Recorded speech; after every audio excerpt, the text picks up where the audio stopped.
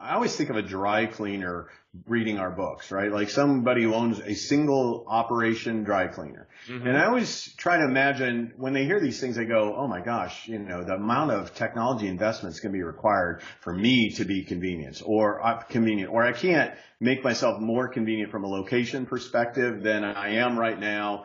Well, maybe I can upgrade my lease to even be in a higher traffic area, but I'm not going to replicate myself times 1,000 across the globe. So what's in it for me to read this book about convenience if I feel like I'm going to have some budget restrictions to how much I can manufacture convenience for my customers? Sure.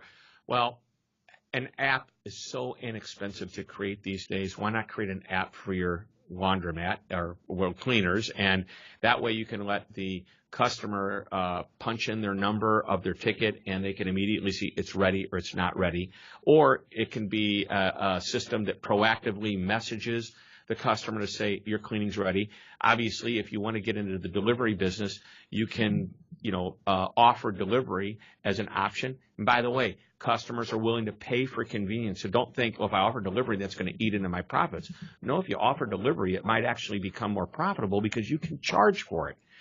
There's a reason when you go to a hotel and they have a mini bar and the can of Coca-Cola is $5 versus right down the hall there's a vending machine for the same Coke. It's $1.25, and every day those mini bars are getting restocked with Coca-Cola because it's easier. And you can say, hey, for $3, bring in as much laundry as you want and clean it, and we'll deliver it to you, within 3 days. And who knows? You might actually get more volume, but you also won't lose any money because you're going to charge them for it. And today you can use your gig economy, the Ubers and the Lyfts of the world, to deliver your laundry for you.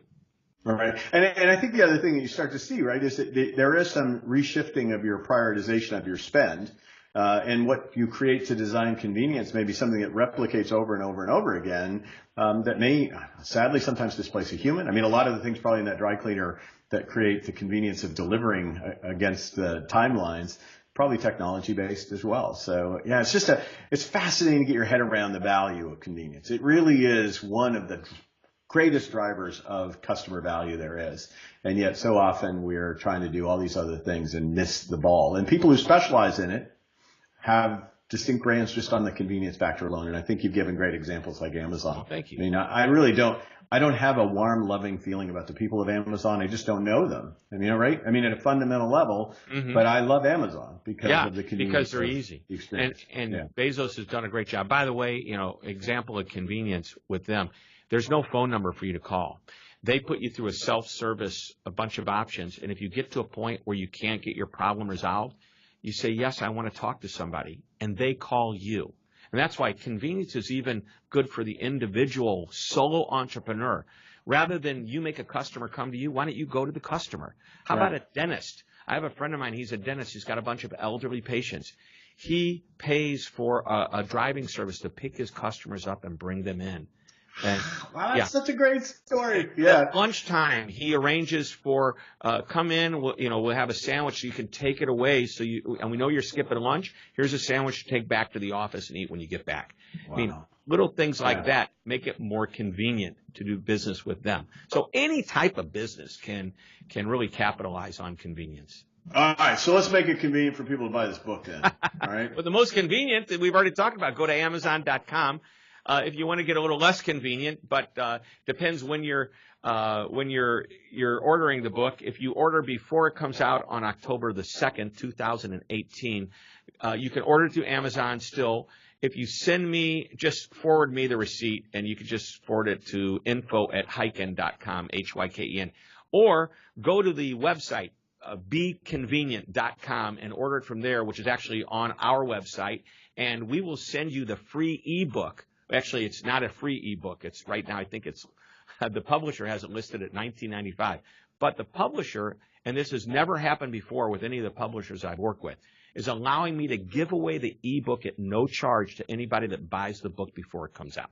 So wow, you get the book when it actually comes out. It gets shipped to you, but almost instantly you'll get the PDF of the book. So there you Awesome. go. So we will make sure that we put all those listings on the show notes. Our intention is to make sure that we promote you in this book sale prior to release. So people should be viewing this in advance of release. And then we're going to continue to run excerpts of this throughout the release time. So whenever you view this, just know that October 2nd date is release date, and pre-sales are always welcome for any author. I know that well. It helps us get a better sense and get a market moving toward the book, and it helps the publisher understand kind of its projections as well. So if you want to conveniently help the author and conveniently help yourself with the urgency of time and having it as soon as it's possibly readily available, then pre-order. But if you're viewing this after the pre-order, please continue to provide your interest in this book. And let's just show the cover one more time so that people can see it, Shep, so that there is no confusion. The convenience squiggly line here.